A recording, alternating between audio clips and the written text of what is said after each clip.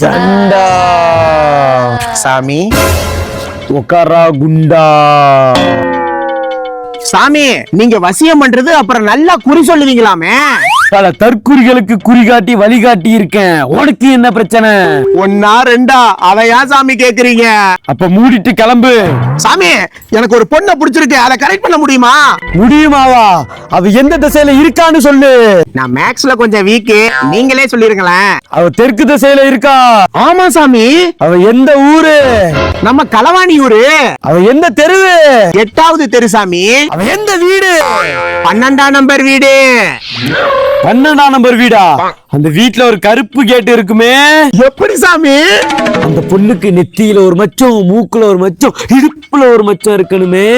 நெத்தில மூக்குல எல்லாம் பாத்திருக்கேன், இடுப்புல மட்டும் இனிமேல் தான் சாமி பார்க்கணும். பார்க்கணுமா?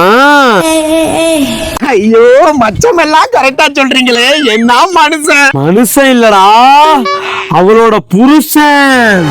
புருஷனா? ஏன் சாமி நீங்க வர காமெடி சாமி?